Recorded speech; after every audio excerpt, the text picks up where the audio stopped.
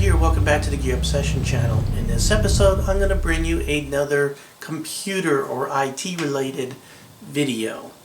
So stay with me and we'll be right back. This video is being brought to you by FRWO25. Based on his comment is the reason why I'm doing this video. Yep, never say that I don't listen to or react upon some comments. And sometimes somebody just hits me upside the head and comments something that I forget to put in my video. And this is one such comment that is bringing you this particular video. So basically, my computer virus first response video that I posted on March 25th went over all kinds of different ways to avoid getting a virus. What you should do for your first response. And FRWO25 wrote this in a comment. One of the best ways to avoid viruses is to use a regular user account that does not have administrator rights. Most of the time while on the internet, you have no reason to be logged on as an admin. That would be an administrator, somebody who has rights to do everything. If you do need admin rights, then use the run as command. All you have to do is hold down the shift key and right click on the app you want to run as the administrator. A virus won't be able to install itself because it will never have admin rights to perform the install on a regular user account. And that is 100% on the mark, and a great comment. And so this is probably the third time I'm trying to do this video. I just seem to be failing every single time. But I do want to note that the procedures that he stated here, where you have to hold down the shift key and right click. That is exactly right, Windows XP, but I found out while trying to make this video that in Windows 7, you just do right click and there was the run as. You didn't have to hold down a shift key. So very interesting. So I'm going to be doing some demonstrations here with Windows 7, but keep in mind with Windows XP, you're going to have to hold down the shift key when you right click on something to make that run as show up in the menu that pops up when you right click on an item. So I'm going to quit talking and we'll go ahead and get to the demonstration. To begin this demonstration, we need to open up the control panel. Go to your start menu and select control panel. This is what your control panel will look like if you haven't changed any of your settings, but a lot of people might go in and change it to icons or small icons. And if you do have large icons or icons selected, you want to select user accounts, but I'm going to go back to the stock configuration, which is the category configuration. You want to go to your user accounts and family safety category here, and right under there is add or remove user accounts. Select. Next thing you want to do is create a new account. We want to create a user account that is a standard user, not administrator by default. Standard user is selected. Go ahead and give that account a name. I am going to call this Fred User. And select Create Account. So as you can see, here is the account we have just created. Now here's my original administrator account, and by default you also have a guest account, and it should be off. By default it is. Now the one account you probably have on your machine, which is an administrator, was the one that you created when you either installed Windows originally or when you purchased your computer and you were going through the initial setup. When you created that account, it by default made it an administrator, so if you just followed along, that's what it is. So now we have a user account. Now it's always good to have a good password for each of these accounts, so I highly recommend that you give let me back up there. I highly recommend that you make sure that you have a good password for all your accounts. Now, if you just don't want to go through the trouble of having a standard user account, let me tell you, if you have kids, you better be giving them standard user accounts and not admin accounts, because I guarantee you a kid on the internet with a machine will have it infected faster than you can say, and I can't think of anything really good, but Put some good statements in the comments below. So let's go ahead and give it a pass, or at least I'll show you how to give this a password. Select the, so what I did, I just clicked on the account itself, Fred user account in my case, and then you go here and select create a password. So I'm going to go ahead and give it a quick password.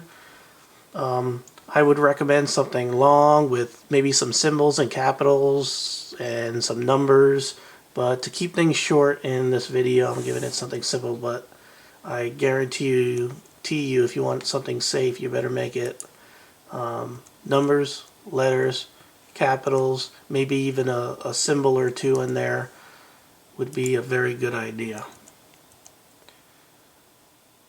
Once you've done that, hit enter, and my passwords didn't match. If you don't put them in the same on the top and bottom, you are not going to pass go.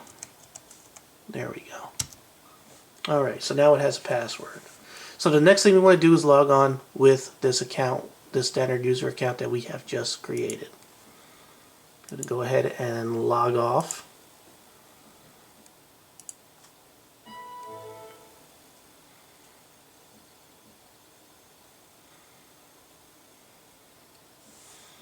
I'm going to zoom out just a little bit here, and now you can see here's my old admin account and here is my new user account.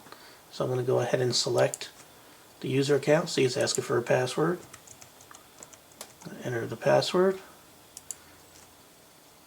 I'll go ahead and log on to the desktop. Now the first time when you create an account, Windows has to create a desktop. Basically, it's creating a user profile for that account. So the first time you log on with an account, it does take a little bit longer than normal, but the second time that you log in, it'll be quicker.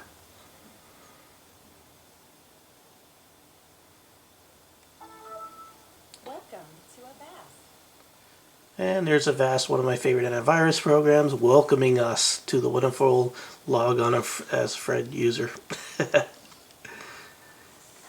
Okay, so what Mr.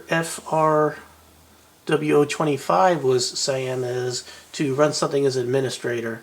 And why would you want to do that? Well, you know, some applications just don't function under a standard user correctly, or it's just too much of a hassle. So you can, you know, like you could still run applications with no problem, as you can see. But if you need to run an application as an administrator because there's an issue of whatever, you can right click and you'll see run as administrator. And what happens is you get this pop-up. I'm going to go ahead and show you this. And you can see that it has the administrator account listed here. And it's asking for the administrator's password. So I would have to type in my administrator password to go ahead and run the program as administrator. I'm going to go ahead and back out. But that's exactly what he was talking about. So now let me show you why it is better to run in this mode. I'm going to go to my favorite website to download programs. If I'm looking for freeware or shareware, things like that, or trying to find a program to accomplish a task that doesn't cost anything, I go to Snap Files. Really good website for freeware, adware, server check monitoring software. Oops. Okay, so let's go ahead and try to install this. Wow, this is a program that limits you to 10, and if you want more, it costs $1,700. Wow. Okay, go ahead and download this. I'll tell you what, this is gonna take a couple of minutes, so I am going to stop and I will turn the camera back on when it's done downloading. This is 54 megs. Stand by. Okay, our file has finished downloading. I'm going to click this, bring it over to my desktop real quick, clear the desktop, and I'm going to go ahead and click on it. It's asking me whether I want to run it, and bingo. See, it's trying to run an installation program. It's trying to install on the machine.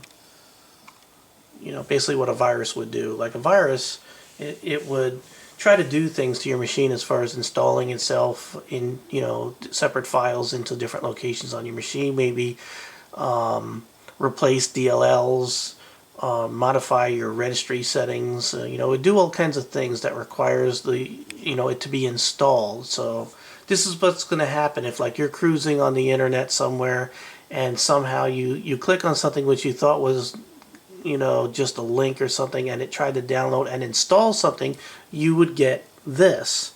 And unless you did something that you purposefully want to install something, if this just pops up for what appears to be no reason, something malicious is going on. Something's trying to install on your machine. So if you try to install anything as a user, it's going to ask for administrator credentials. So I would have to type in the admin password again. And once I say yes, this would go ahead and install. I'm going to cancel out. Now, if you don't want to go through you double click and you have to hit, do the separate install, separate window there. You can do it up front by just right clicking, run as administrator, and it will ask you for your password right there and then it will go through the installation process without any problem. Which is how I would recommend installing software. So there you go. It adds another layer of protection for you or your children or your loved ones that might not be as tech savvy as you on the interweb, and this is one way that you can help them out by keeping their machine safe. And it wouldn't be a bad idea for you to do it either, because there's some websites that you could sort of just move your mouse over a hyperlink on a web page and it can just start installing something without you even pressing a button. And lately this fake antivirus thing is pretty bad. It seems to resurface every year under another name. Now, while we're talking about cybersecurity, during the making of this video, there's something going on where there was a leak of a whole bunch of email or some sort of SSH leakage or something. I don't know.